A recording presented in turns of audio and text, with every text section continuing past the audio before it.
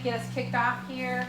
We're so excited for you all to be at the inaugural All Rise Live Global Summit. Yes, yes. And we're so, give yourselves a round of applause for being here, for being the first to support something like this in Toledo, Ohio.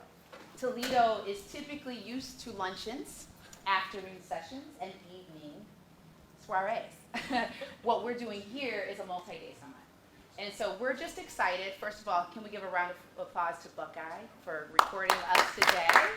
Thank you so much for this. This will be streaming, and so you'll be able to share this with your company and be able to take this back to your workplace. Okay, so we want to make this a pretty conversational session, right? And I want to go ahead and introduce my other friends here, and I'm going to have them introduce themselves and why they're a part of this, and then I'm going to have you all come around and share a little bit about yourselves as well. Yes, Unni. All right. Yeah, Well, yeah. So Very casual. Yeah, I'm Unni Turrettini, and I come from the corporate world, finance law. Actually, I'm an attorney, New York attorney. I also I'm a lawyer in France and in Norway. And I worked in law and finance for about a decade before I became a full-time writer, author, speaker, and facilitator. And what I do is I help organizations, companies, cultivate a culture of connection. I'm a human connection expert, and I teach people and teams and leaders how to utilize human connection to fully get people's potentials really out there, to become more productive, to feel, for everyone in the company to feel that they belong, that they have a place where they really want to go to work, and feel that they're part of something bigger than themselves, and so that they get to utilize their talents, their accomplishments, the things that they're good at, and yeah, it's good. Thank you so much. Laura. Good afternoon, everybody. I am Laura Diaz. I work for the LPGA Tour. So golf has brought Diana and I together, even though she doesn't play golf. But thank you for welcoming me into your great city. I was driving downtown and I had flashbacks of the Renaissance and the Solheim Cup and all the work that we did here in 2021. But my official title is Senior Director of Community and Inclusion. I have been in the golf industry for the past 16 years, so my entire career has been in golf. I started in the youth character building space. I worked in the PGA Tour and First Tee, which y'all might be familiar with, for about 8 years combined. In the event space, I also worked for the Puerto Rico Golf Association, where I'm from, mostly on the operations side, so super heavy on events and execution. And then in the last 2 years, I've been transitioning to more of that like influence and strategy side, leading our DEI efforts at the LPGA Tour. It's a new role for me. I started officially last August, so it's definitely been a transition for me personally, and I think for the organization, but all good things. I think just to sum it up, my role is really, I serve as a linking agent between the markets where we work and play and our organization. So really excited to have a conversation with you. Welcome. So sorry. Come on in, and you're next. Yeah. It's perfect timing. So, thank you so much, Laura. Thank you, Unni. And I want to just kind of capitalize on what we are doing. Why are we here? Like, what is this all about? And I believe we are in a new season. We are in a new season. It is a new day. We, as corporations, people, institutions, need to look at work, school, community very differently, right? And we need to be able to understand it's our role, it's our job to look at it differently. All the things that you believe is supposed to be and what has been needs to change. And we need to be the people leading the change, right? So we are here to learn, how do we retain women leaders? How do we retain women leaders? And how do we depolarize, right? Depolarize these issues of humanity. We're talking about race, culture, just being a woman. How do we get this out of politicians' voices into your voice and figure out how can we make you speak up about this, right? And we want to equip you with some tools. We want to give you some understanding of, you know, what are we dealing with here? Give you some research. Understand we're not just saying, we want more. We do, but we want to give you the research of why you should pay attention to this. And then we want to give you some takeaways, some things that you can work on. Y'all in for this? Yeah. So how we like to do it, so again, we're all standing up here because we all have something to say, right? And this is we have you guys sitting down, you know, we could have sat down like all day, like circle time. We did that yesterday. We had a great session yesterday. I'd like to timestamp this, that we have Unni here, you said from Oslo, Norway. Can we give a round of applause for that? And by the way, we're very global because where are you originally from? Puerto Rico. Puerto Rico. So like we are not playing when we say All Rise Live Global Summit, because we need to get perspectives from all over, right? But what I want to share with you all is that, you know, we're just so excited because we know that our experiences and what we have to say is, you know, matters.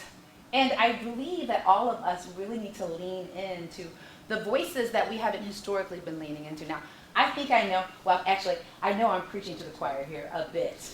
But if not us, then who, right? And if not now, then when? The time is now. And so we've scanned and seen these issues come about, specifically post-pandemic. And I just, you know, for me, I'm just baffled because I have not been the same post-pandemic. I went through a serious depression after the pandemic. And I believe with me, and we kind of like think, what's wrong with you, Diana? You're just a happy person. You're always outgoing. You're always smiling. You got it going on. We see you in the social media. But I was struggling. And I think oftentimes we aren't paying attention to the people who are struggling, right? We are not paying attention to the people who may, you know, need some help, right? Again, what you thought before needs to change. And what we know is that it starts with us. It starts with us. So before we get started, I want to hear from you. We'd like to know, and this is, you know, very open, we'd like to know who you are, what's your organization, what do you do at your organization, who is your organization, and what do you hope to get out of this session? We'll start with Edward. My name is Edward Gaston. I work for PepsiCo here in Toledo on Hill and Burn. A lot of people don't know where it is. We're actually we bottle there. So I'm a focused improvement supervisor, but I'm also a part of the culture and inclusion team there. And what I hope to get out of this is that we have, when I look at the leadership at PepsiCo, there's not many females in leadership at all there. And by many, I mean I may know two. And that needs to change. As you stated earlier, that definitely needs to change. There are people I run into who have the leadership potential that very well equipped to lead, but they don't feel like they have a right to have a seat at the table. Mm-hmm. And then not only do they need to feel like they have a right to sit at the table, but they should feel like that they belong at the table. Mm-hmm. And that's why I'm here, to get some of these tools to get what I need to be able to plug in and get change, to be a change agent for PepsiCo here in Toledo. Yeah, and I promise I won't stop everybody because we've been here for 5 hours, but I do have to put an exclamation point behind what he just said, because I don't know if you all saw the Toledo Blade article where we were talking about mentorship, right, allyship. These two men, and you're going to hear soon from Houston, were critical in saying we got to get some people here. And I have to say, Shayla, of course, from the Toledo Zoo, did the exact same thing. And I'm coming to believe that, it's not his job to do that. It's because he is being intentional about his servant leadership in his inclusive lens. And so if we had more people like that, like this, we wouldn't need diversity, equity, inclusion departments, because we would just naturally do this in our overall strategic strategy. So I just want to say thank you. So. That's hi. Hi, Tim Meyer. I'm the area general manager of the First Hospitality Hotels, which is the Renaissance on this property. I just moved here, or I'm moving here, I guess. It's week 4, so it's kind of settling into the community. And Mary told me about the session. It's subjects near and dear to my heart. I've had predominantly female leaders who have worked for me for a long time, and worked with me, not for me. And our industry has always had a little bit of a bad reputation that women get to certain levels and then the roadblocks start coming in. And as an industry, we have not been open-minded enough to adjust. We've just kind of forced things, and so I always find it rewarding to attend the session to refresh and help me get started in this community. Nice. Thank you so much for being here. Hi, I'm Chrissy Redrup, and I am the Vice President of Consumer Strategy at Communique, advertising agency downtown Toledo here. I've been there 23 years, and I'm here because I like to get other perspectives from other women. I'm kind of stuck in my marketing world, and I like to hear from other industries and really learn from other people. That's fantastic. Thank you so much. And you guys have been a staple in this community for a while, so thank you so much for being here. Hi everyone, I'm Shayla Moriarty. I am the COO of the Toledo Zoo and Aquarium, and primarily my job is to grow the base of the zoo. So what I find very interesting and very passionate about is taking people who do not think they're zoo people or animal people or nature people and figuring out a way to connect with them or and to engage. If we're able to do that, then we're able to grow our community, which will lead people to be interested into our mission, and that keeps us, reviewing the community, moving in the right direction. So hopefully I'm here today because, one, I believe in what our mission is, what we try to do just to learn what people are interested in, but 2, really, I lead a large organization that has some tremendous, talented women. And I believe when you're in a position as mine, my job is to give them the tools to be successful, to create a space for them to grow, and not just give somebody a job and give them a title, but actually give them the necessary support to grow. And if it's with us, great, but I hope it's beyond, and I hope that what we do changes the trajectory of where they're going. So I take that responsibility pretty seriously. So I'm very happy to be here, and thank you for having me. Yes, thank you, Shayla. We served on the Notre Dame Academy board together, and I said, this is a fierce woman, okay? And thank you for the Toledo Zoo. I mean, thank you for the Toledo Zoo. I mean, for 10 summers, that's where my family lived, okay? So Toledo Zoo is a staple in this community, so thank you so much for what you do. Awesome. My name is Shar Kassner, and I am one of those women who left my corporation after 17 years.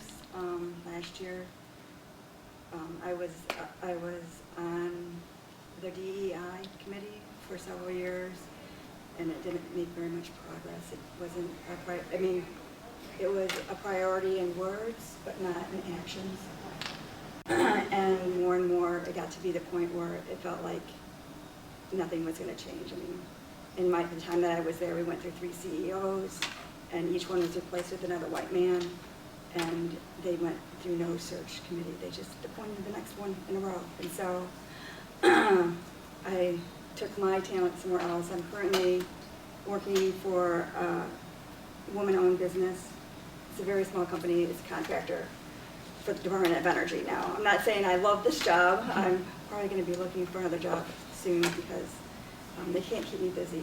But I came here just because I wanted to learn more about how to keep women in their positions more, because maybe I would like to consult in this area someday. Maybe. I don't know. I just want to hear more because there are a lot of women in the company that I left who are also looking for another job. So, I mean, and I love that job. I really did love working. I liked doing what I was doing, but just was sad with the mission. Thank you, Shar. Yep. Shar is not the only one obviously we'll talk about the crisis, but I'm glad we have representation, sad that we have representations of the why, right? Hi, I'm Mariah Davis. I am an inside sales specialist at Owens Corning. I am also the co-lead for the outreach committee for the installation Women in Operations. So we build to bridge the gap and champion and mentor and provide allies for women at the plants and at headquarters. And I want to be here just like, I feel like there's going to be so many high-vibing people and I can learn so much. And I am just ready to grow and learn from here. So I'm very excited to be here. Thank you so much for being here. I got much love for Owens Corning, so thank you. Absolutely. I'm so sorry. Oh, no, you're fine. So what are we talking about? Oh, your name, Okay. what you do, and then why, what do you want to get out of this? Yeah. And of course, she's the speaker, panelist, but yes. See some familiar faces and excited to meet some new people. I'm Amy Haschak. I'm National Program Manager for a company called Advisix. So they're in the tech space, so I'm here to talk about empower women in tech, but of course all women. I've only been with Advisix for almost 4 months, but prior to that I worked in tech innovation in economic development for here in Northern Ohio and specifically the greater Toledo area. So just super passion of mine, and Diane and I hit it off right away was, the moment my mom taught me this, when you're climbing the ladder, you've always got, one hand back. So I'm always happy to give my time, but also to be inspired and learning from others. Thank you so much for being here. Yes. Sorry I'm late. That's okay. Perfect time. I am Sonia. I am sitting in for NAMI today. I am the Community Engagement Coordinator. NAMI is National Alliance on Mental Illness, and what we do is help educate and support the community on mental health. We provide resources, and we're basically liaison between mental health agencies and giving them resources. And I'm here today representing NAMI. Awesome. Another staple, again, companies, pay attention to organizations like NAMI. If you need tools, they have answers. Don't try to do it alone. Thank you so much. Yes, I'm Crystal Thomas, and I'm a program specialist at a place called Fresh Lifelines for Youth. I work through transformative justice and restorative justice work with our young people, and I'm here to, learn as a woman leader and grow, as well as get tools to bring more women up with me. And I'm sorry, I have to stop this. This woman right here, see, when you have a lens for inclusion and you have a lens for service, you live your life that way, right? And so I'm at a conference, I meet this young woman, and I'm like, who are you, right? I'm from California, right? Oh, you flew in for this conference? Are you kidding me? How can I serve you? How can I learn more about you? On Mother's Day, we went to a luncheon, or we went to breakfast, and I learned this is exactly. She is another example of why we're doing this work, you see. Mm-hmm. And I'm finding out she's a young woman in justice and a basketball player. Oh my gosh, I was ready to get it out the hoop, right? She's trying out for the WNBA. And so you see, when you're constantly looking and seeking and learning, you find people like this, right? And guess what she did? How can I get to your conference? Okay, we'll work on that. And what did she do? She spoke up. She asked to come. And then guess what? They said no. Guess what she did? She asked again. And good. Look who's here, right? So round of applause for that. And rise. Houston. Good afternoon. That's a powerful story too. Powerful. Very inspired. My name is Houston Young, and I serve as the community outreach leader for Owens Corning, and delighted to be here. The role that I've served, I've been in this role like 2.5 years. My career has been 33 years in 2 industries, one with automotive. So I was with General Motors for about 27 years and with Owens Corning about 5. So I'm retiring actually June 30th. And towards that one key point in my career is when I joined Owens Corning, met the CEO and saw his passion about this. In fact, he told me this is where he wanted to make his legacy. I retired out of finance then and moved into this space. And the the role that I'm serving is racial equity in the community, so we're working in that space. We're working with diverse representation, so a lot of efforts in that space. And then the third one is in the supplier diversity piece. But I'm really delighted to be here, and on behalf of Leah McGuire, who's my leader, she's the VP of Inclusion and Diversity. Actually, she wanted to be here as well. She had the board of directors actually was in today, and then a courageous conversation. Should have brought them. Yeah, we wish we could have. But I'm looking forward to learning and growing, because the building and construction industry, similar to automotive, is a male-dominated industry. 90% of our industry are male. And if you look across, because I've spoken at National Women in Roofing, I was going through these statistics. And so we've got a lot of work to do. And we have a lot of only lonelies in our plant, 19,000 employees. And so although we've made a lot of progress, there's still a lot more work to do. So I'm really delighted to hear and learn in this session. Thank you. Houston, thank you so much. I appreciate you and all that you do. There's so much more. I can't wait to read his book. Okay, I just put you on the spot. Retiring. Good afternoon, I'm Sarah Best. And I've been listening to all of you and thinking, you know, what should I add? I never did very well in the corporate setting. And it's probably more to do with my behavioral drives and not being very bossable or being very conforming. But what I have been doing for the last 25 years is helping leaders in the C-suite develop more cohesive behaviors and become more effective. But that's not enough anymore. I mean, it never was enough, but now it's definitely not enough. We can develop all the trust and psychological safety in the world. We can have rules of engagement for dealing with conflict. We can have responsibility and accountability, but we don't have belonging and inclusion, and we have none of that. We have none of that, and it won't last. So I want to serve as, in the education and the facilitation that we do for organizations at Real Good Ventures, which by the way is the name of our organization. I want to round that out and make it whole and found it in this idea of belonging and equitable access and practices and inclusive, the means by which we bring people together. Because honestly, that's the only thing I've ever seen work. When I go back and look at all the things that organizations have done together and teams have done together, that's the one thing that lasts. So I'm here to learn. I will go anywhere you are. So thank you for having me. I'm like Forrest Gump.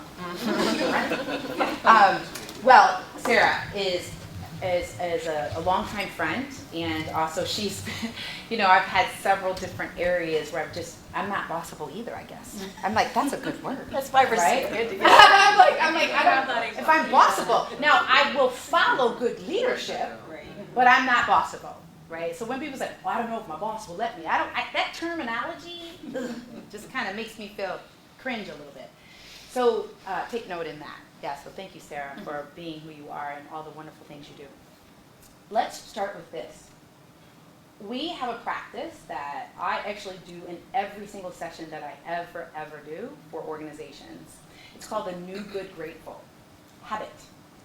And I've been trying to get schools and institutions to do this. And it's so funny because I was just watching this Netflix special, and it was talking, you know, all these different shows, and they always do this like, okay, got a timer, we're gonna put 5 minutes on, and we're gonna hear from what's your life. You know, it's just like boom, boom, boom, boom, boom. Because I gotta get to the agenda, we gotta get going, we gotta make things happen. Well, I'm here to let y'all know, that's not inclusion and belonging. Right. You see, a lot of people do have real lives that we've dismissed over the years. And so when you start to be a real life person yourself, and we're gonna talk about this more, you start to have real life people you attract into your life, right? So we're gonna be practicing a lot to be real people with real lives and real things going on in our lives, right? And the fact that we're spending the majority of our life at work should be where we should be talking about our lives a little bit more, and not in this fake pretense, we gotta do this because the boss said thing, right? Because it's fake. It's artificial harmony, and we'll talk a little bit about that. So, what are you grateful for? And this has popped up. What are you grateful for? What's good in your life? Anybody want to share? What am I grateful for? I'm grateful for my son being home and that he finally knows how to cut hair, right? He wanted to, actually we look quite alike, because our hair is exactly the same. But I love it because years ago he said he wanted to go to the barbershop like often. And so guess what I gave him for Christmas? Clippers. And now he cuts hair. And mine. So I just want to share that. So that's what I'm grateful for. Anybody else? Grateful for it. Good. What's good? I'm grateful that my 21-year-old daughter will be at All Rise. Oh, yes. And she already is a leader in the space of diversity, equity, inclusion in her college athlete experience. So she is going to be soaking up so much goodness. I'm so grateful she could do this. That's awesome. That's awesome. Anybody else? A couple more. I'm grateful to be here and experiencing Toledo. I've been here twice now, and I'm so I'm grateful to be here. That's awesome. I'm going to TED Women 2023, and I'm very excited for that. For what? TED Women 2023. Oh, wow. Yes, I'm so excited. That's awesome. Yeah. That's great. That's good. It's a very uncomfortable space often to bring real life into the corporate space, especially when you don't know people. But I really believe this is something we have to practice. Right. A lot of us, the things that we're going to be going through are simple things. But it's hard to apply because we've been programmed to believe that we should keep this stuff out. So we have these belonging and inclusion and diversity and equity things, but we don't live them, right?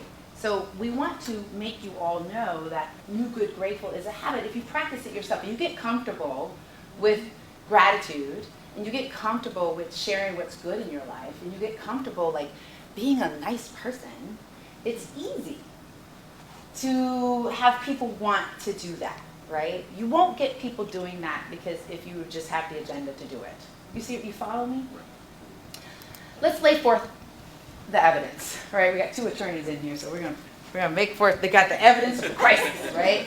So I'm going to read some things to you, right? Because first of all, how many of you guys read the article? We're going to give you resources as we talk, right? Anyone read the McKinsey study in November of 2022 and the Lean In study that was talking about women in leadership? Okay, if you haven't, we have the resource for you at the end. You need to study it because it's all the data's there, and we're just going to summarize a little bit.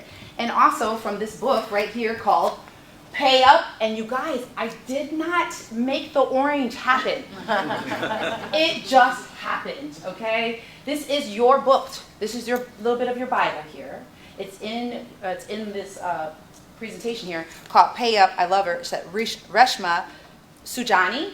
She was the starter of Girls Who Code, right? And she talks about how she kind of set this not up for success because she needed to unlearn some of the things that she was teaching these girls to not have them repeat some of the issues that we women are dealing with, okay? Yeah, Shayla, you good? Yeah. All right, so here we go. So let's look at this. It says, while we're here, historic numbers of women left their jobs in 2021, resulting in the lowest workforce participation since 1988. 2021. Women's unemployment rose to nearly 15%, and globally, women lost over, are you ready for this? $800 billion in wages. Anybody know what the pay gap, equity gap globally is? Huge.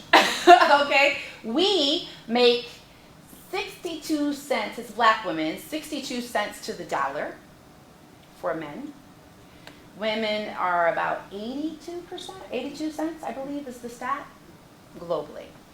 We have a pay inequity. We'll talk a little bit more about that. 51% of women say their mental health has declined. 51%, and I was one of them. While anxiety, depression rates have skyrocketed. The topic of race, gender, and the word woke have become the topic of political banter,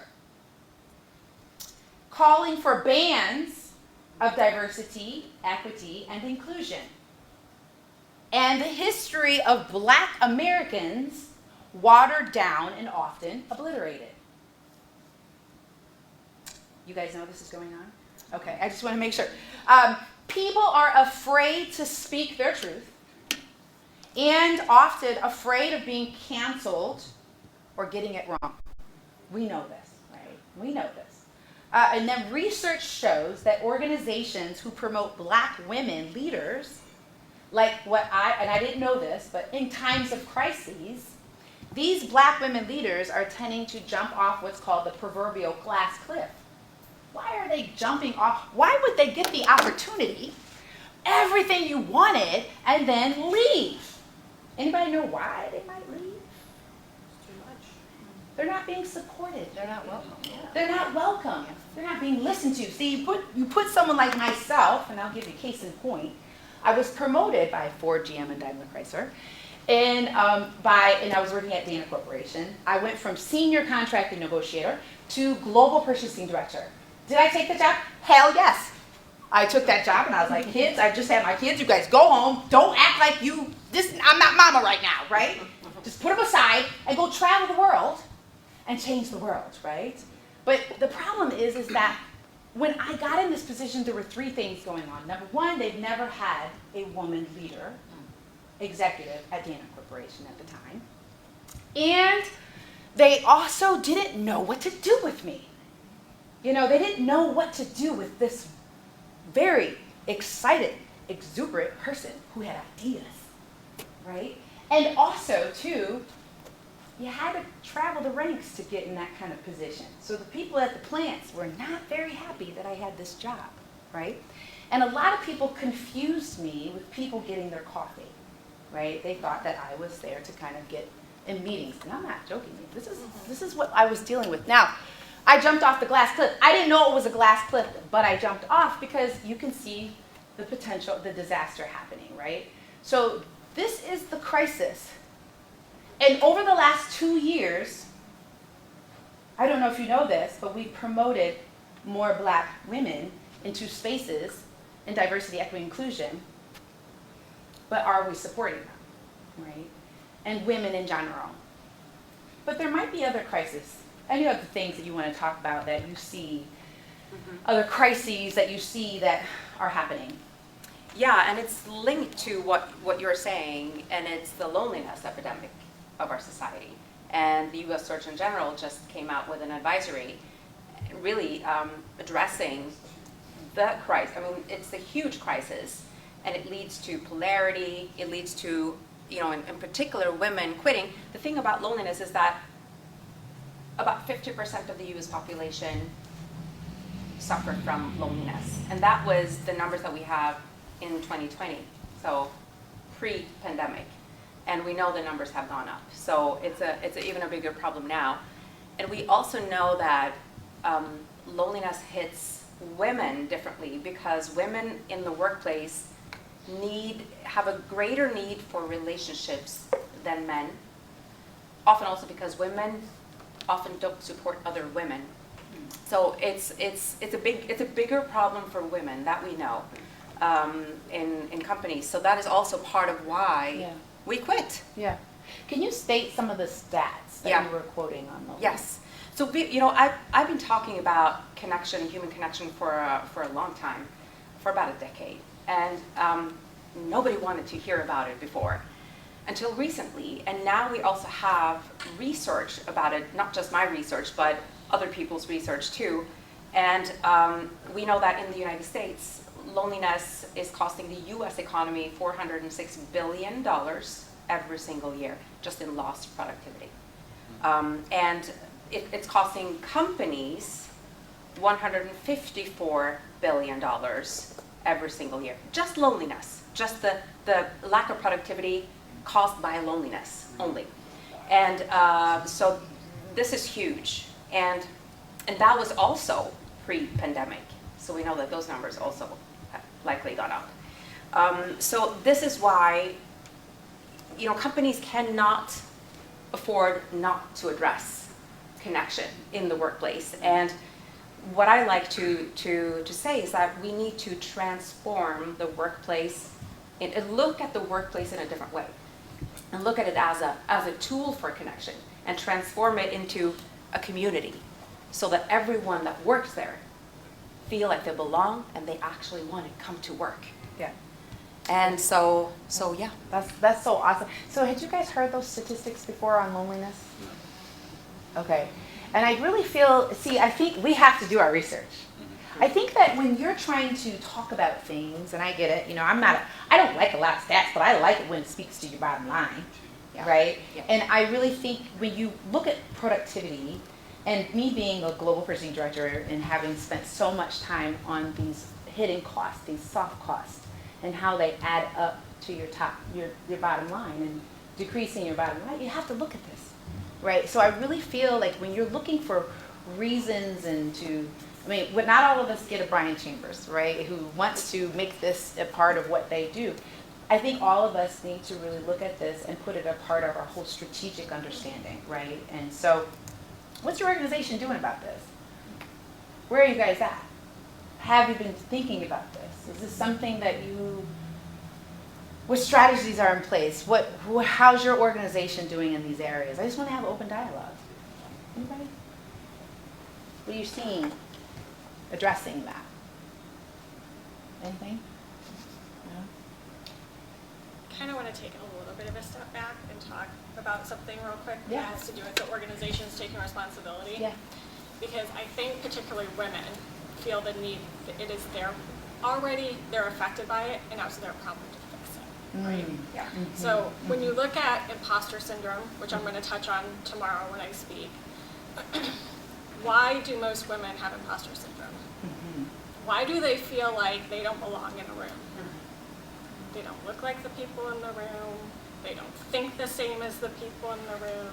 They don't have the same behaviors or needs as the people in the room that they're surrounded by. So of course they don't feel like they belong, because they don't, right? Everybody and everything in the room is telling them, you don't belong here, so they feel like they're an imposter. And that it's their job to fix it and to change themselves, because something's wrong with them that must need to change in order to fit in the room. And I've had so many conversations about imposter syndrome, mainly because people come to me and we have conversations about it a lot, but I want women to know that it is not their jobs to fix it as an employee in the company. It is the company's job to fix it. And to support them and change the environment so that they feel like, look, there's nothing wrong with you. Your job is to go in as your unique individual selves with the skill sets that you have and shine and do a great job and work hard and be a team player. It is not your job to fix it. The whole point of all of this is to bring unique perspectives in, and it's the corporation's job to make them feel welcome to do so. And I love that. And I want to add to this. I get so excited. Yeah, I want to add to this because so this is a conversation, correct? Because here's the thing. Most women aren't bringing their true, authentic selves, right. And most people of different types of difference aren't. Okay, that's why we have to all rise like well something. So because if I tell someone, which is an example of this is telling people, hey, you can ask your employer to pay for this. Now, how many women went and did what Crystal did? Not a lot. So it takes a lot of sponsorship. It takes a lot of people, because a lot of people are like, well, they said no. I don't like this place. Then so is it just the company's responsibility? Or is it a collective? I believe, because as a person who, if I don't speak up and say what's going on, how do I have people know what's going on? You see? And so I believe that it's the companies, we got it, but we as a collective have to come together to speak up, right? Because I'm going to tell you something. My husband was never getting what I was thinking about. I'm like, you have to know what I'm saying. But I wasn't saying it. How many have had those experiences? I totally support that, and that's what I guess in a roundabout way is what I was saying is it is our job to go in and be ourselves. Correct. And advocate for ourselves. I get it. And it's the corporation's job to support, provide Correct. an environment to do that. And that is the new day. Yeah. That is the new day. Because I feel and that's why it has to be like this.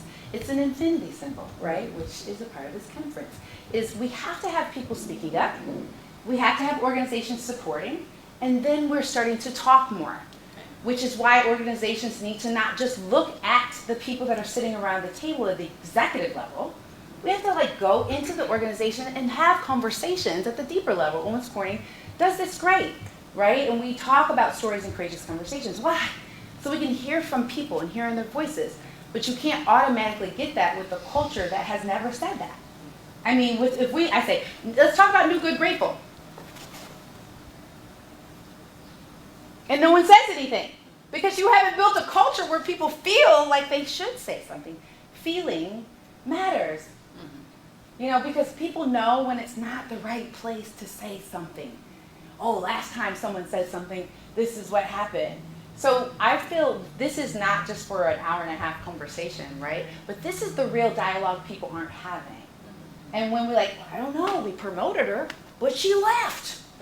I tell you, that's what you do with these people. They bring them in and then they just leave, these people, right? Because then we're not really hearing. We want to get this, our conference is to help women know how to speak up and feel supported. Because we're talking about this new day, you know, bring your whole self to work and wear your hair you want to wear your hair the way you want to wear your hair, dress how you want to dress, but yet still, is the organization ready for that? Are they? No. Okay, I know the Senate wasn't ready to be able to pass a bill called the Crown Act to allow people to wear hair like this in companies. This just happened 2 months ago, 3 months ago, called the Crown Act. It didn't pass. So again, the reality is that these are the kinds of things that I need us to really grapple with. We have to be able to talk about it because the crisis is yours. It's the organizations, because you're not going to get the people to really do the work. And we heard the stats.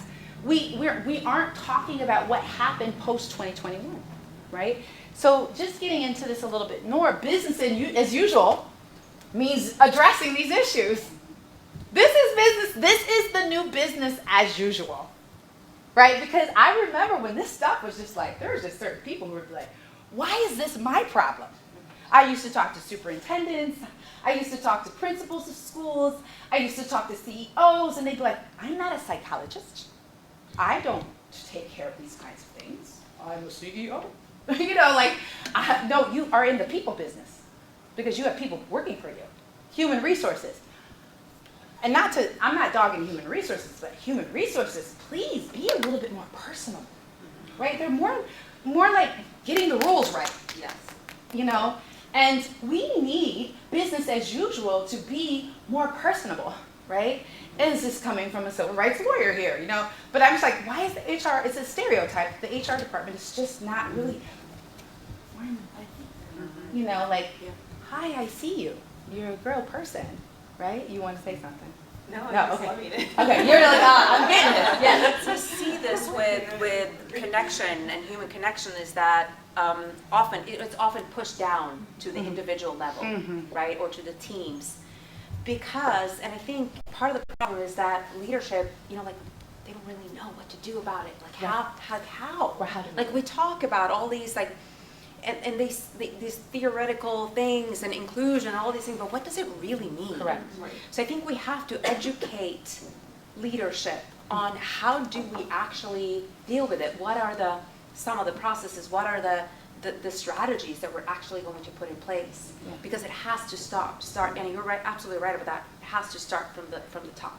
Yeah. Kind of what we were talking about. Yeah. What we were talking about earlier as well. I think we were in a senior leadership meeting the other day, and somebody brought up onboarding, and whose job is it to onboard, right? Like the whole, we got to get everybody, and like when new people come in, as managers, we need to step up, and we are the ones that need to make sure that they feel like they're welcome and they belong in their departments, right? Like we can't yes, HR has a role, but each of us really need to step up, and I think, like you're saying, when it comes to leadership, it really needs to drill it down, but we're also people. It can be really simple. Yeah. Like when I was telling Unni, I see an email come through, so-and-so joined the LPGA, I'll set up a 15-minute meeting with them. I'll send them a Teams. Hey, welcome. If you're out on the road, I'm sure I'll see you, eventually at a tournament. because it happens, right? Some of us are very global. We have an office in Korea, we have an office in London. So just really, you can do simple things that can make a big impact. Correct. And I think sometimes we get so caught up in like, oh, what are we gonna do to transform? But I think if you keep talking to people and giving examples, and you can make a difference. Absolutely. And I think also for leadership to seek help outside, get people, like what Diana does, get them to come in to the company and do the trainings. Teach listen, we want to learn. How do we do this right? Yeah. How do we do it? Yeah. And so, Because it's okay Yeah, not yeah, to know please. it all. Please. Since it starts at the top, and I think we would all agree that it starts at the top, the emotional intelligence capabilities of leaders become critical. Yeah. Empathy, so to learn it and to deploy it would be founded on the idea that you understand it and believe it. Correct. And Brene Brown was the one who said, empathy is not just reading a person accurately and trying to understand where they come from, it's believing them and their experience. Correct. But do you know that the higher you go in an organization, the less emotional intelligence there is? Yeah. So it is research that, above the manager level, the EQ goes down. And why is that? Why? Because people who get results get promoted to the CEO level. People who are good with people become managers. Not all of them, by the way. But people who get results and affect the bottom line and, make things happen are the ones who usually find their way to the top. Transactional. Yeah, well, and it's about the bottom line. So EQ rises about the manager level, and then it goes all the way down. And this has been 20 years of research. So I think in addition to we need to know how to do it, but every leader must accept the responsibility. Correct. Patrick Lencioni wrote a book called The Motive. Like, you are either in the seat because you want the title and the status, or because you want to make a difference. And I'm sorry. No, come on, Sarah. This is what is, but the thing is I feel at the top, because I've seen it. I have been promoted to these positions, and then I was like, everybody looks like a robot. There's it's just so cold often. I started working in the corporate space in 1989 at Owens, Illinois. I was a legal assistant. Thank God there were another ally who looked at me, a sponsor, and got me in this position. Because again, I was the only one who looked like me. But when I got there and I started realizing, and I don't have lawyers, I didn't have executive CEOs in my family.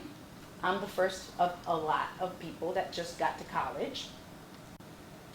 And I was like, oh, am I supposed to say anything? Because there was so lack of people who felt like, and then I said, are these people married?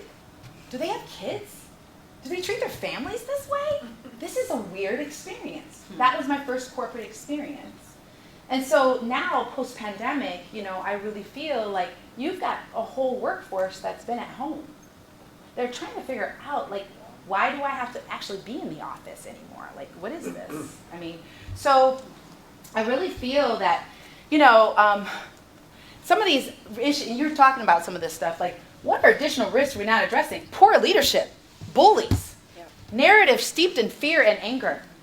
You see, we're in this crisis. This crisis right now says that, hold on to it, right? That's why you can't be surprised, by the way, that we have laws called the Stop Woke Law in Florida that's trying to stop my grandma, my great-grandmother, history. I take offense to this, that my family's history can't be talked about at work and in schools. Are you kidding me? No, I'm not on my watch. No, it won't be happening. But that's fear, because we know it by 2050, a lot of the people will look like me. A lot of the people will be looking like my kids, right? You guys know this data, right? By 2050, we're going to be seeing a shift from the normal majority to the minority. So these are fear narratives, right? When we enable these narratives to live and breathe in our systems, you got loss of hope and disenfranchisement to breathe. So we have to be also strong enough to know these things. We have to know social shifts and changes. It just requires us as leaders to be more intelligent in a lot of, because let me just say this, if y'all ain't reading, y'all ain't leading.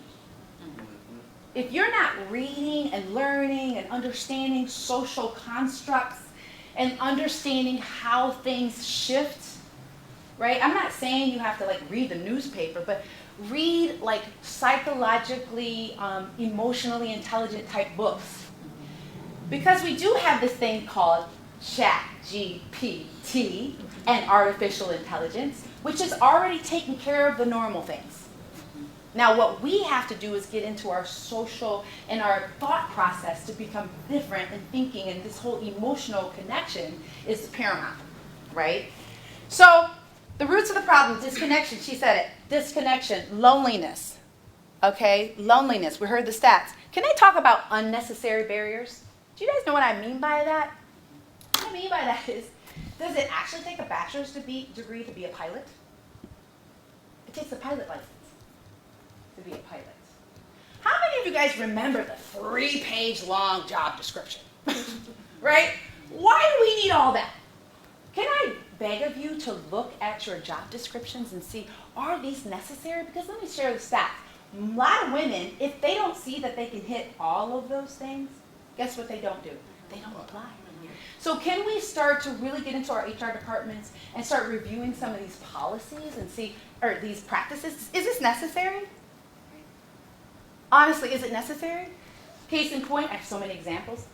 I was asked to be at the University of Toledo to bring in a professor, and they wanted a diverse group of people to bring in this professor. And on the resume, this woman put, mother of 3 children. Actually, at the top, these guys were like, why would she do that? Why would she put that on there? I said, because she wants to make certain you know that she knows that she knows that you know that she's a mom. And she wants to make certain that, are you ready for her? That's what she's saying. Are you? Silence. Okay, so archaic policies and procedures. We could go on and on and on and on about that. Pay inequity. Artificial harmony. Patrick Lencioni, in his 5 dysfunctions of the teen, talks about this. You know, everybody's, oh, sure, yeah, You walk away and you go, I'm not doing that. You know, he's crazy.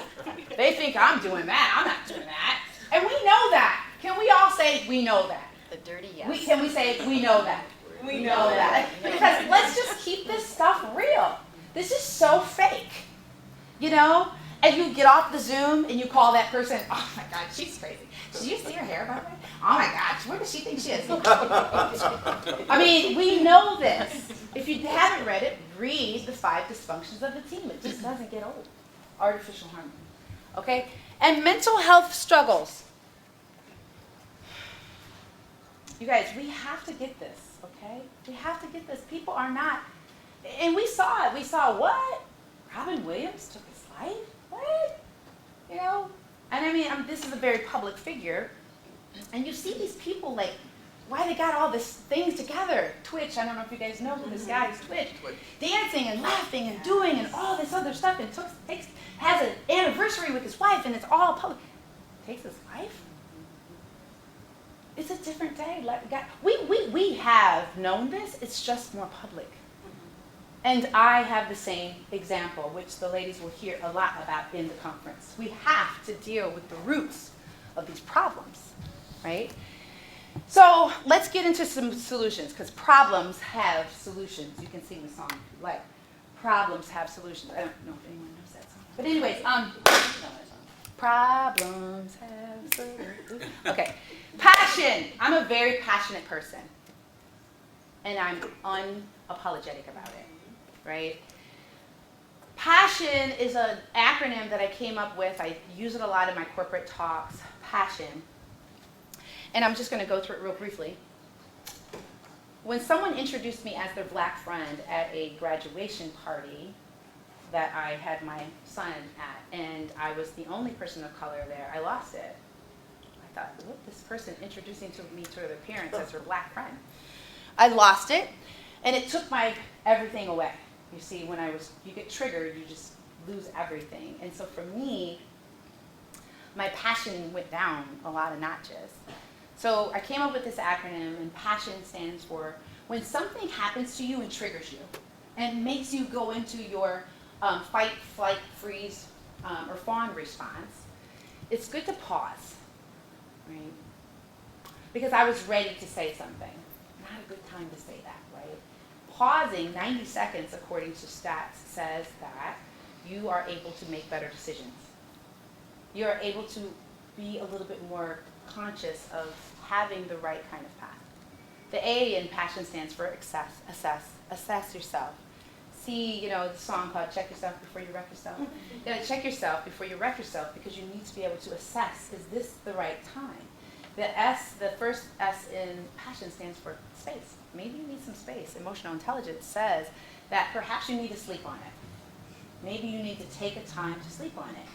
But the second S in PASSION stands for speak, because eventually you need to come back and speak. Do you hear what I'm saying? So when you pass, P-A-S-S, when you pass on blurting out your first response, pass on taking everything personal, pass on canceling everyone you don't agree with, pass on saying that you have all the answers when we don't, you're able to get to the ion.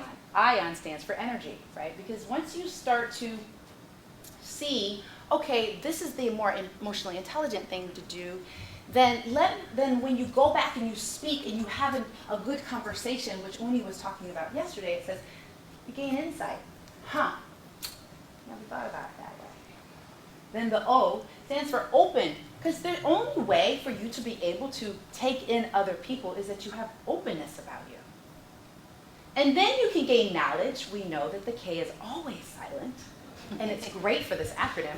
So knowledge is what you're getting. Come on, Houston, can I get a whoop whoop? Okay, so hey, because what we saw during the pandemic was more knowledge, less insight, less open. Read this book, do this. And these are a lot for my colleagues, my diversity, equity, inclusion colleagues. I'm not teaching you what to say. By the way, be quiet, because you don't have all the answers. How many of you guys felt that, right? And so, and the reason why I speak like this is because my husband's white. I have a white father. And a lot of people don't know that I'm 48% white. So when you were talking about these white people don't got this, I was like, this is interesting. I don't know how I feel about that, And we were throwing knowledge out there because we have lived experience. And I say that I am a black woman because my father's family disowned us. So I don't really know the white side of my family. So I live this life as a black woman in America. But I have felt all of these struggles. And I know I've lived experiences. But what I don't believe is going to help is when we dehumanize people. Like, we don't let them have a space or a voice to speak, you see? Because then people shut down. So knowledge without context, stats and all that stuff without context, without story, without feeling and emotion and compassion and love in the workplace, we don't really get where we're going to go. And we'll be like, well, this is what the stats say, and this is what but no one really cares. If you're not willing to listen to me, to, make me feel like I'm a part of something, right? And this is all the things we're talking about. Stories and courageous conversations, important, right? Owens Corning does this all the time. Getting people to come together, having time for actual stories, listening to people. We do it at the LPGA, right? By the way, the LPGA is one of my clients. Feel grateful. But we talk about this, right? We have people come together and from all walks of life, sharing their stories company-wide. This is something you can do in your organization. The other thing I want to talk about is when you have your employee resource groups, why don't you use them in your strategy conversations? I don't get it. It's like these ancillary groups. The ERGs get together, they have conversations, but then the executive team doesn't listen to them. I don't get that. Can we stop that? They got all the knowledge. You know what I'm saying. This is because we have the history here. Like, you got these ERGs and they have But then they're just kind of, oh, they're having their little luncheons today. It's like, but why don't you go to them? I don't get that. There's such a disconnect between what's really going on and over here in this high. And can I ask also, why are the boards of directors so far removed from employees? Can I ask that? Can we stop that? Like, it's as if they are untouchable. And there are some people who say, you can't talk to them. That's the president of the board. What is that? That's called inclusion? That's not inclusion. That's from 1980. This is 2023. Can we stop that? You guys got to see how we count. We bring the worlds together. You're not so high up as the CEO. Servant leadership says that I take this parking spot way back here, and you, as the frontline employee, who was the person who was on the front lines doing all the work during the pandemic, who doesn't get the praise. But then we go praise the board of directors. Thank you so much for your 6 hours of service that we paid you $150,000. But then we're not paying attention to the people. ERGs need to have a voice. Systemic change. We have to have systemic change. You guys, we have to start working on these we have to see these as systemic problems that have caused and infiltrated our organizations. You know how many people are losing their ever-living minds because I told them that you don't have a dress code. People are really having a problem because I said there's no dress code. All right, I wore these fancy shoes. God knows I'm going to take them off in a minute. But we've got these systemic things that need to just get busted up, you see? Lastly, and I'm going to sit down and I'm going to let my colleagues come up. Advocacy at the corporate level is necessary. Your voices as corporate leaders matter more than the politicians. And if you could start putting advocacy in your work, you see, I was the general counsel for the Fair Housing Center. I don't know if you guys know that the Fair Housing Act passed in 1968. And there's still problems in housing. Now, let me tell you, if we just went out and started educating people about housing, do you think that we'd have gotten anywhere? No, we had an advocacy side. Because when people were just, oh, sure, okay, yep, we're going to be nice, yep, and you walk away, they're not nice. Guess what we had to do? We had to be advocates. And we had to speak up, and we had to do things differently. Can we encourage that in the workplace? Those are my solutions. So, I want to hear from my colleagues. Who's next? Laura? Is Laura next? Yes. I don't know how to follow this. You got it. So I mentioned earlier that I'm kind of in a transition career-wise, and for me, it's been very interesting because moving into more of that senior leadership role, I've kind of been able to take a step back, and as I get more educated, as I go to more conferences, as I attend more workshops, do certifications, I started thinking about kind of like when I started my entry-level position and kind of into managerial roles, like, oh man, I was kind of jacked up if they did that. Yeah. But when you're in it, you know, like right now I'm in professional sports. I just wanted to break into sports. Like I'm an athlete. Like this is what I want. This is what I want to do. I just came in. I was so passionate, and now I'm like, man, that was exclusion.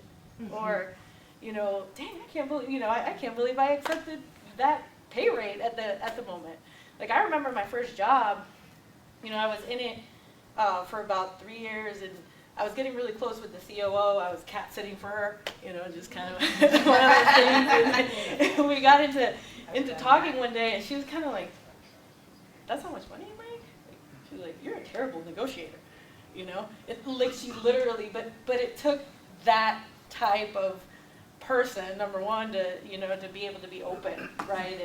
And we had that relationship that had been established, but I think that where I'm getting at is that led to kind of my first relationship of trust, right? So that I kind of had that role model at that point, and I didn't know what psychological safety meant at the time, but I knew that I was in a culture where I trusted my supervisor at the time to let them know, like, hey, I'm in this position, like, could we perhaps make a change? And I had to speak up at the time, but that's not the experience that everybody has, right? And so I, was kind of like that superstar worker, worked overtime, weekends, anything that needed to be done, I did, which, kind of like leads to my value of excellence, right? Like that's kind of one of my core values. And that's helped me gain trust throughout my career, of course, which kind of leads into psychological safety. And I know, Sarah, you mentioned that earlier. Of course, it's not enough, but it's definitely, you need to have that, right? To kind of have the breakthrough, which I think for a lot of people and a lot of women that are going to be here the next couple of days, like really forging that relationship based on trust and knowing that employees have part of that safety to speak up. Allowing women to be women. Like, I'm a woman from the Caribbean. Like, I'm gonna come in, I'm gonna listen to my reggaeton, I'm gonna go always, you talked about high vibes, we gotta be in that high vibrational, but I think it's also, organizations need to invite that, right? Like a lot of people, they may ask questions, you sit down, you talk to people, bring in your culture into the organization. And I always felt like for me that was important. And in my early career when I was at First Tee headquarters and even at the PGA Tour, that was very much instilled in the organization. I kind of talked about the pay. That's always been an interesting journey for me because I just didn't know, right? You kind of don't know what you don't know. But anything else, Diane? I know we've worked a lot, the last couple of years, and I think investing in, like what you talked about, Unni, investing in a consultant, investing in somebody to come in, and I think that long term, having somebody in for the long term definitely makes a difference. So you have that consistency, right? And I know we haven't had as many this year, but we're So I want to speak to this because Laura is someone that I was pouring into on a weekly basis because I knew LPGA needed someone like Laura. Laura is, when I started with the LPGA consulting with them, they didn't have Laura at the top. But here she was, I'm going to brag on you for a minute, she won the Founder Award. So at the LPGA, they started 70 years ago, and 70 years ago, they had only 2 black women on the tour.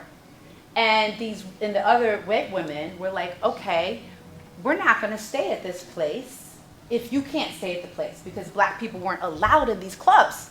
Neither were women. And so they had this thing called Act Like a Founder Award because these are advocates. People going about, she won the award when I came in. And I'm like, yeah, right. And I'm like, okay, so why aren't you up here? And she was, oh, well, I'm like, no, why aren't you up there? And was I not? And the whole time I kept asking. I'm just in front of my little computer. Right. I said, no way. Come to this meeting. Right. I said, I need you to speak up, and I need you to talk, and I need you to share, because she has so much, you see? And at times, some people just need to know that they're valuable and they're badass people. That's my job.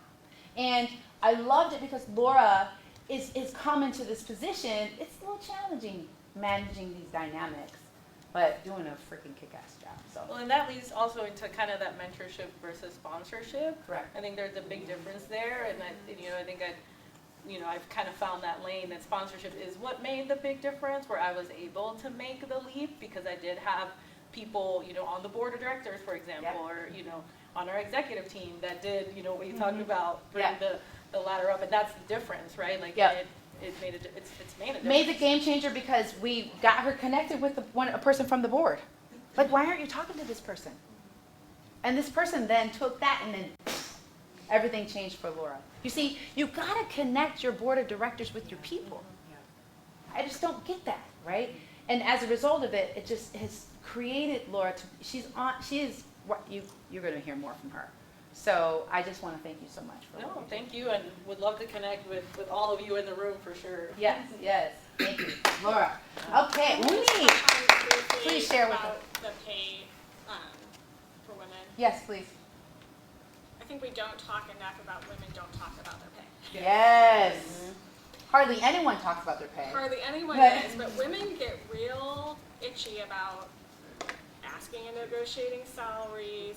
That if you're not sharing what you're making and you're not talking about it, like you said, you don't know what you don't know.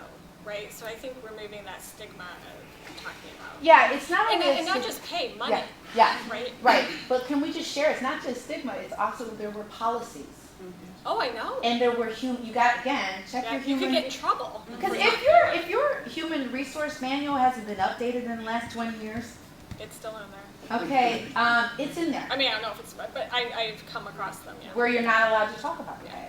Yeah. So we have to be these data miners, systemic issues. That's a systemic problem. But then somebody has to have the courage to go back and say, why don't you want us talking about paying each other? Yeah. Chris Right? was filling that, right? Yeah, yeah. So here's the thing, and I'm just gonna unapologetic plug here. I have the Speak Up and Rise quiz that you can go to do a quiz that people can take it for themselves. And the questions that I ask are not all related to just pay, because there's a lot of emotion. Yeah. And there's a lot of charge that goes in when we talk about money, regardless of who it is. And my husband's a financial advisor. It's very psychological, right? When you're dealing with people's money and their food, it's a different situation, right? So I get it, and there's more. We could have a whole conference just on that. Yeah. So I was just going to make one comment Yeah. on that as well, because pay equity is so important. And just a stat, because I was looking at this as well, 43% of organizations do not actively monitor gender pay gaps. So that tells you a lot. So and when you're looking to make systemic changes, you really want to look at these processes and make sure that there's not biases in there. So if you're not Correct. having monitoring or having an external party look at those pay, correct. and you've got practices where you're paying women less, that bias is just staying in there, and then we're not talking about it because we've been trained not to talk about it. Those are the kinds of things that I think that we have to do more of, disrupting these systems that makes it more fair. We I had just a want to add study of the that message. LPGA recently.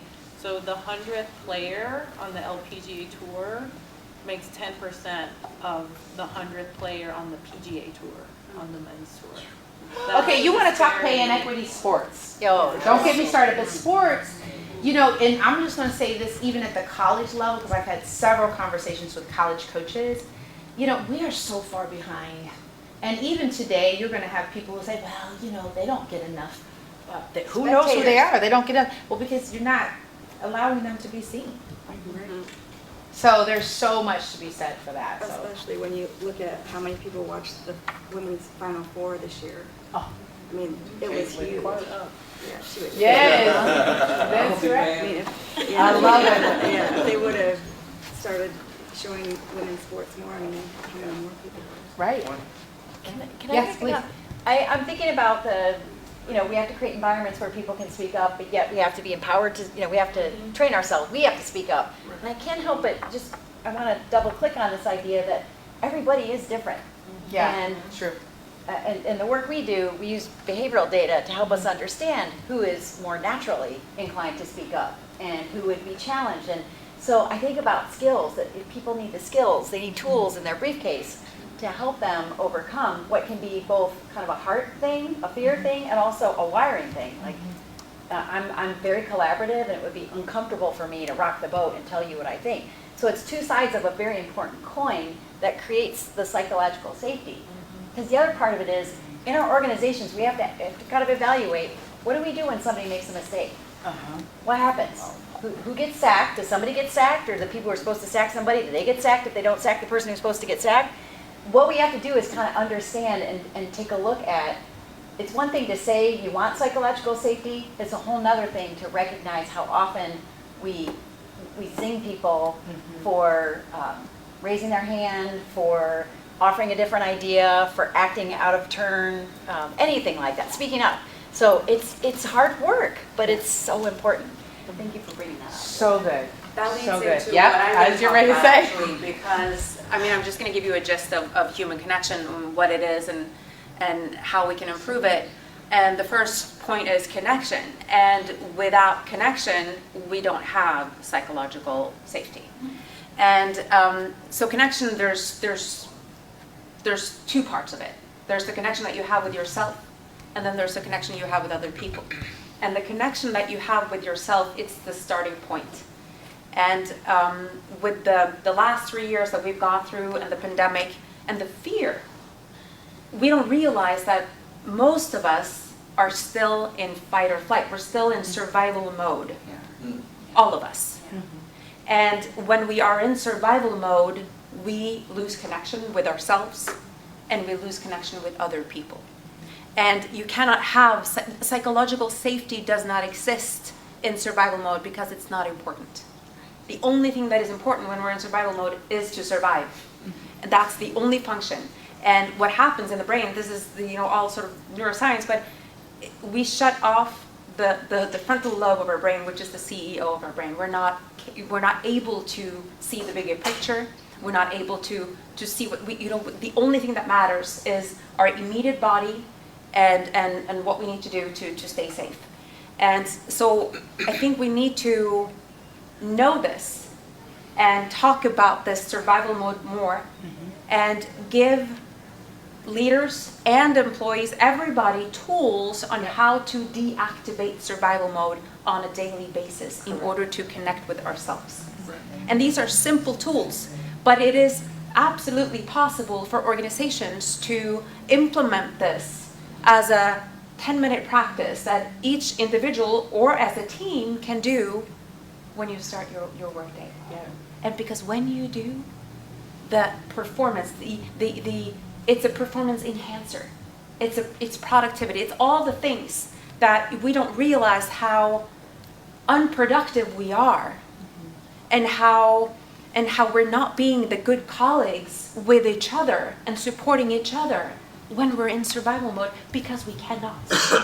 So I think we need to talk about that because it's easy to say, yes, we need to be more inclusive and kinder and better supporters and all of that. But when we're in survival mode, it's not possible. So we need to implement practices, very simple tools in order to connect with ourselves on a daily basis and perhaps even multiple times per day. And then we can become the colleagues, the mentors, the supporters, the leaders that we want to see and that we want to be, right? And that leads to the connection with other people. What we want to do is create more relational energy. And relational energy is really just the energy that is generated in every single social interaction. And this is something that we don't think about often either, but we know very well when it's not there, when it's depleted. You know how you get back from a meeting or or even from a dinner or a party and you feel completely drained. And you're just like, oh my God, do I have to go to that event? The small talk and because there's no relational energy. But when there is relational energy, when you feel, and I just want to share just a brief story if I may. Yeah, of course. Because it just shows how impactful that can be. And this is years ago, and I was working in finance. I was at a bank in Geneva, and I was new at this job, and my boss, he sends me to this huge finance conference in Moscow, and I didn't know anyone there, and the only other woman I see is Madeleine Albright. She was the keynote speaker. And I felt about this big. And, I didn't know what I was doing there. My boss didn't give me any instructions, and I was sort of like, okay, so I'm just going to try to, stay in a corner right here and try to look intelligent. And one morning I'm in the elevator, I'm going down to the hotel lobby, and this man enters, and he looks at me and he says, "Hey, Unni, how are you doing today?" And I was like, what? Like, you know who I am? Because I hardly remembered him. But he knew my name. And that just did something to me. And it gave me such a boost of confidence. The rest of the conference, I was on fire. And I spoke with everyone I met. And I came back to the office the following week with a stack of new business cards. And some of these connections invested in our fund. So it turned out to be a win-win for everyone. And it didn't take much. That was 20 seconds in an elevator. Because what happens when you create relational energy is that there's a list, like reactions that happen. So there's the emotional component. It makes you feel good. And then there's the cognitive, which means it gives you clarity, more focus, and increases your concentration. And that makes you more productive. And it makes you also more likely to create relational energy with someone else, right? You become more outgoing. You become more generous with your person, and you participate. And we see this in companies that when you manage to create this on a team level, the people who never speak up, they start to speak up.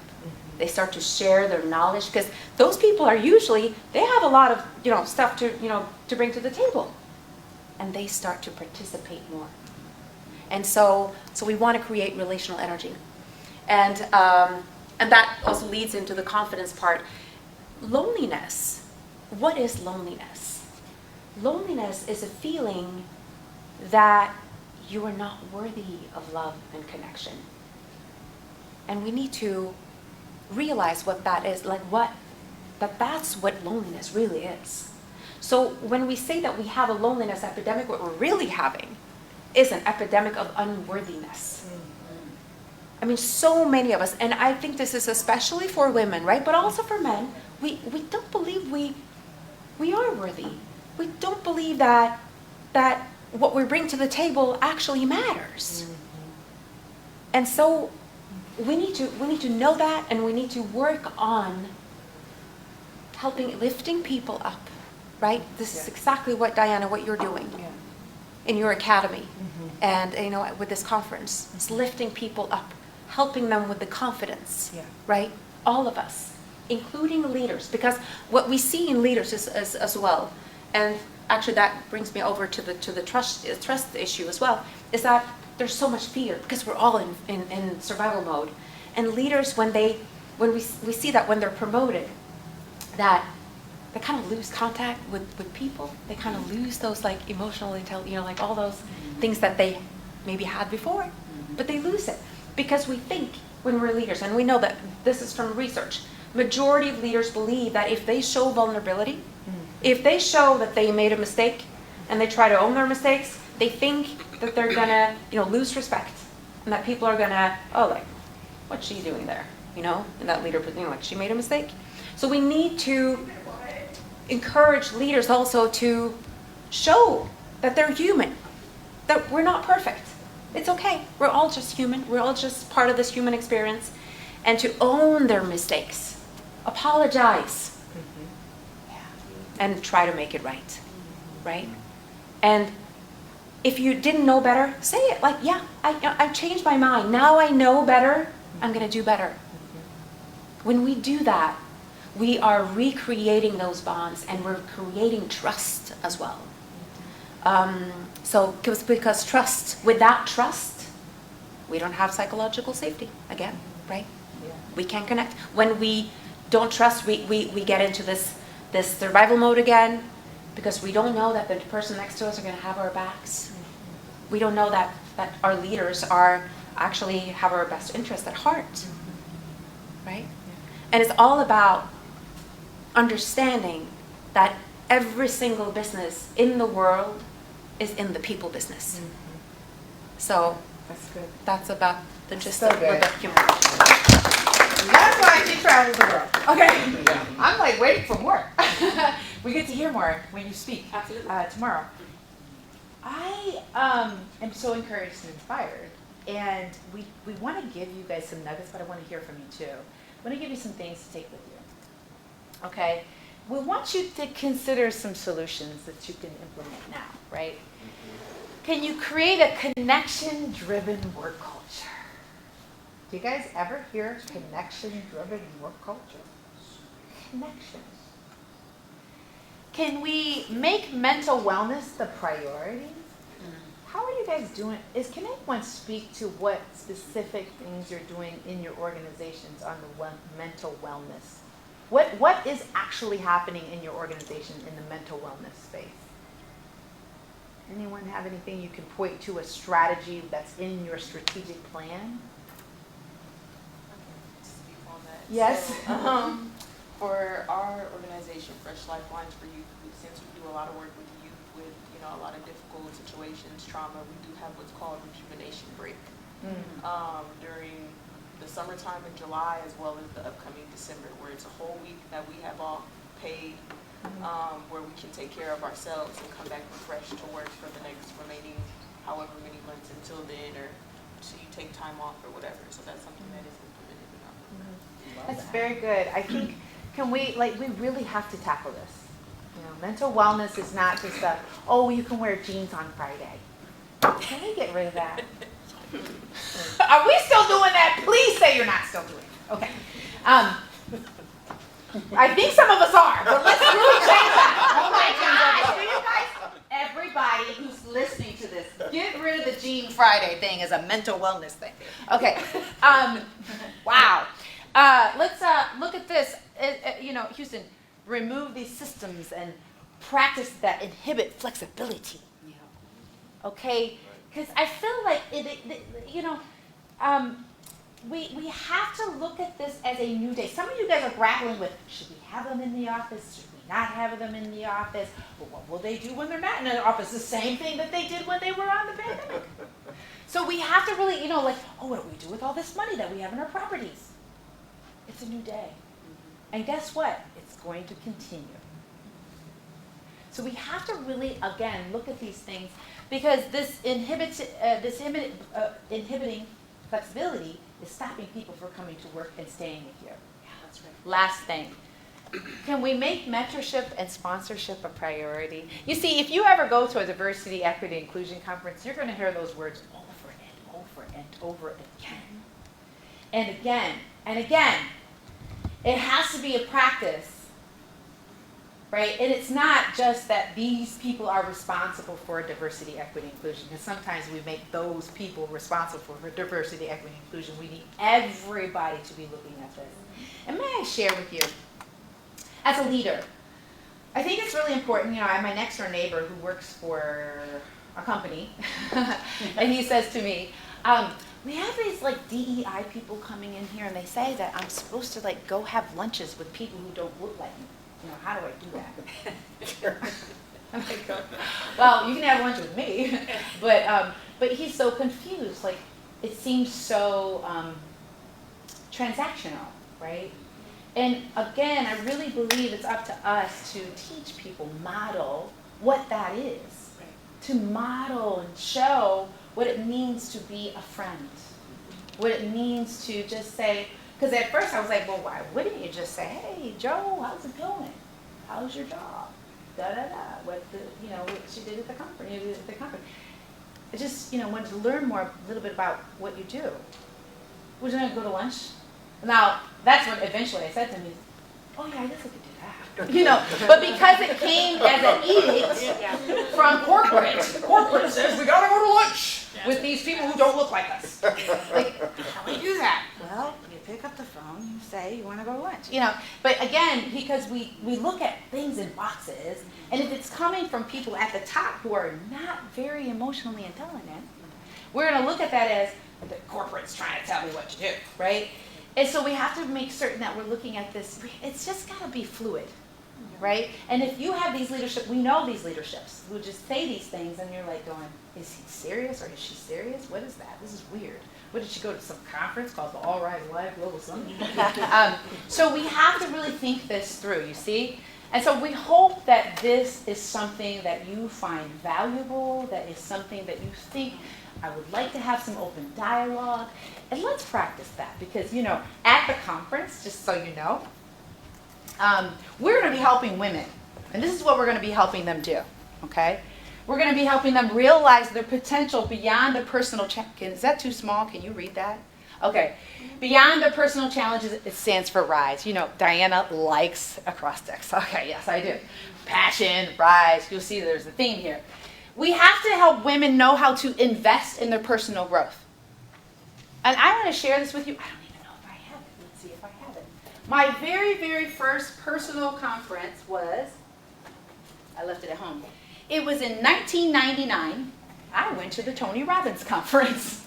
And everybody thought I was crazy because I was a lawyer. And what are you doing going to that freak guy who talks about yourself? Why would you want to learn that? I'm because I don't know who I am. And I don't know. No one's asked me my thoughts. No one's asked me what I value. All I did was get a law degree, pass the bar, and I had no clue. I was completely lacking, and I knew that this woman needed some work. And my husband's like, please go. You know, and so I did. And guess what? I still have that workbook that I have because I invested in myself. I believe that beyond law school, I needed more work. And guess what I have done? I've paid for law school 3-4 times over because I invest in myself. I would have never met this woman right here had I not invested in myself, because we met each other at a New York mastermind together. And she's all the way in Oslo, Norway. I'm all the way in Toledo, Ohio. And we're hungry for this because we're both lawyers, we're accomplished, we've done all these things, we checked all the boxes. And we're like, I'm still lost. Because we don't talk about this stuff. We just met each other physically, face to face, yesterday. Now, when you connect with someone, you show up as you show up in all spaces. How you do everything is how you do everything. So you show up, we say, how do you show up on Zoom like that, right? Like what? You mean like, how do you do that? And I go, because I live my life like this way. I don't have like a different person. I am the same person. Whether you are the President of the United States or Jean, which I hope you meet, who is the head of custodian here in this fine hotel. Invest in your personal growth to heal, when do we talk about healing in the workspace? Right. Anybody ever talk about healing in the workspace? Healing is a very powerful thing. We're going to be talking a lot about that. To maximize your wealth, your relationships, and your health. Because I believe that when you invest in yourself and you invest in who you are investing in your entire family. I am a better mom when I invest in myself. I am a better worker when I invest in myself, and I have other companies invest in me, and you can invest in me more if you guys want to. And my wealth increases. I notice I didn't say my P&L, my wealth. Wealth is more than a financial number, right? I am trying to change generational legacy in my family from a wealth, relationship, and health perspective. I do not believe, and I have said this before because I grew up in a family where everybody hit 45, they started getting pill boxes in my family. Monday, Tuesday, Wednesday, Thursday, Friday, Saturday. I do not want pill boxes in my family. I don't have to have that, and I declare that I won't do that. And so far, so good.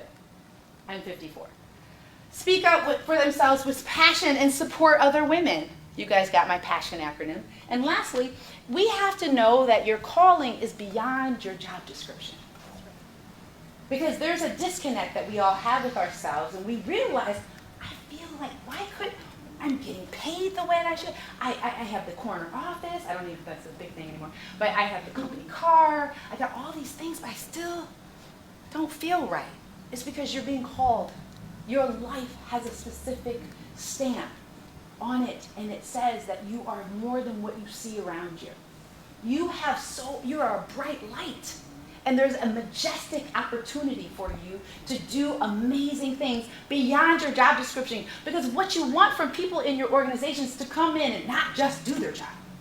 You want people like myself and Houston and Edward to come in and say, I see more, and I want to do more. Hey, you thought about this, you thought about this, you thought about this. I know it's not my job description, but I'm thinking this.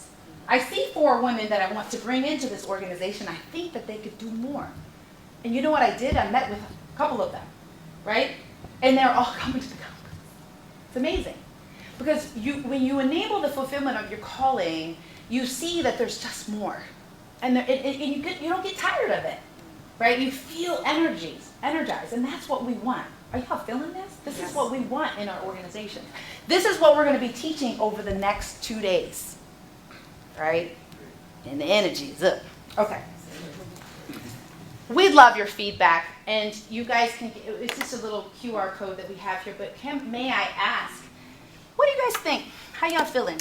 Are you guys feeling this? Can I ask if there's some things, some aha moments, some thoughts, or anything that you want to share with the good of the group to be able to close out our session here today?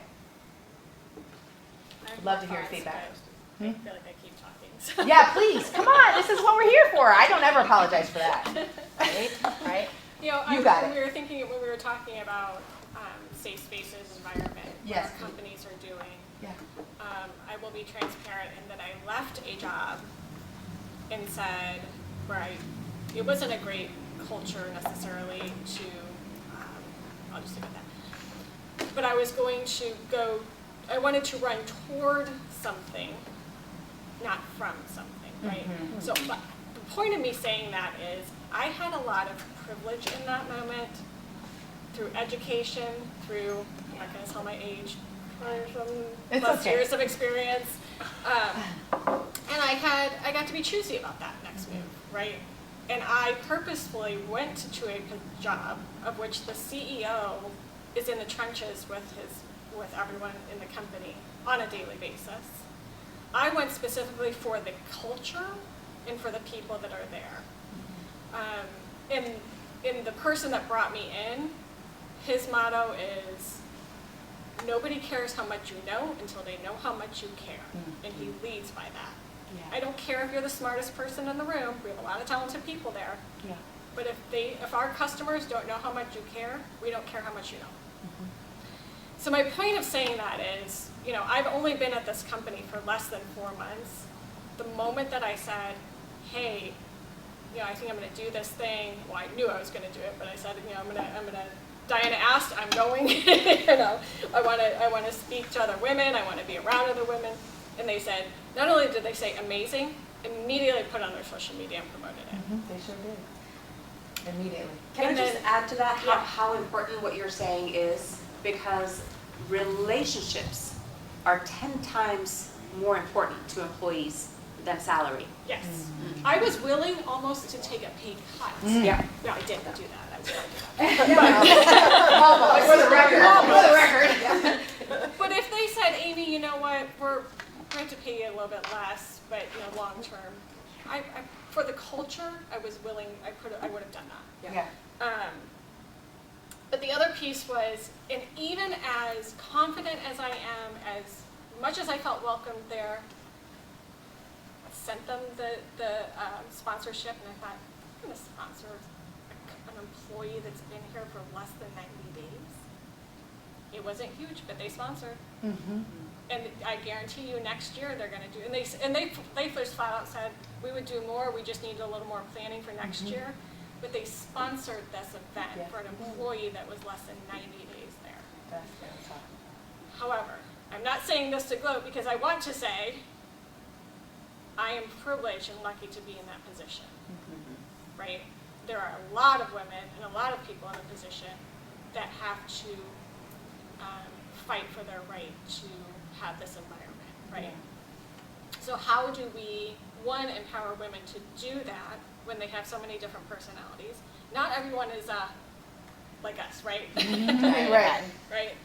They have different ways and different approaches. If we went in and said, well, you just got to go in and tell them what you think, and you got to tell them that this is the environment, I don't feel safe here. That's not fair to put everybody in a position to behave the same way that I necessarily would, things like that. So how, I'm constantly saying to others, and over the next 2 days, how can I support you and help be a safe space to brainstorm, to talk about the problems you're seeing, to tell you how my last 20-some-ish years of experience has been, and what has worked for me over those years and what hasn't. How can I support you? How can I be a sounding board for you? And I think that is a piece too, going back to that mentorship piece, is how do we, for those that weren't able to choose their next role, to say, I'm only going to a place that supports me in the way that I need to be. How do we support those that are in a position where they don't have the opportunity to leave their company, but they want to make it a better place for them? That's good. Thank you for that. And I just want to add, this is our workbook we're going to be going through. We're going to be asking women to speak their visions to power and writing it on this card. But the quote that you mentioned, it's right here. Which quote did I mention? People don't know how much people will forget what you said, people will forget what you did, but people will never forget how you made them feel. That's Maya Angelou. So we have it on page 2, just so you know. I love that. So, and for those of you, anyone else, I want to ask, anyone else have anything you want to say? Yes, Crystal, please. I did want to go back to kind of, we were talking about the pay gap, but what I resonated with is this idea of speaking up and being that person to be like, maybe that's something we should change. And how to have those support in those spaces as well as be connected with yourself to be able to speak up in those things. However, just from kind of what we're saying about the connection of knowing yourself, I'm a very reserved person. So being that, you know, it can be observed on the outside of you don't know much because you're not saying much. Versus if you're just comfortable where you are until you need to speak up. And I feel like in a lot of spaces it's very important to have that support so you don't, you know, remove yourself or just stop talking completely. So I think that was important to highlight. I'm usually on the front lines a lot more. So just expressing that as, you know, executives and those who are supporting those people, you know, a little bit more on the front lines. I think that's really important to recognize those people that do speak up and being a support from them, whether that's on the side or in the space, because that can, you know, make a huge difference in how they present themselves. Can I make a suggestion in that? So currently have an individual working for me that has a counterpart. One side of the business, one OEM and another. One is more outspoken and the other one would stay quiet. And I realized that there was an obvious, it may have appeared as me as a leader, that I was favoring this other individual that automatically would speak up in meetings and share his opinions. And so I called Richard and said, how can I help you? And he said, if you ask me a question in a meeting or you ask for my opinion, I'll give it to you. Yeah. So it was just needing that opening, because he's highly intelligent, has a lot to bring to the table. So if you feel comfortable with, you know, your leadership, or you feel comfortable with even another coworker and say, can you do me a favor? Can you just give me an opening to a conversation and I'll contribute? But I'm not gonna, I know myself, I'm not gonna do that myself. I'm not going to insert myself. That's good. I love that. Especially in meetings, when you're wrapping up too, like maybe looking somebody and be like, do you have anything else to add? I think sometimes you just like, you're done with meetings and everybody just goes their own way. Like sometimes doing like the little box check on the Zoom, or if you're in person, like opening it up, that's true. Yeah, one comment I was going to make too, because I'm retiring.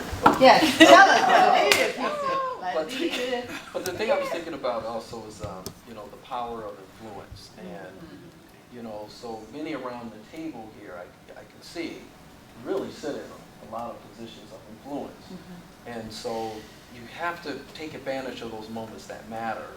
And I love the comments around, you know, when someone that you're speaking to that you know has a lot of significant power, you know, when they ask you that question, you know, what needs to be done?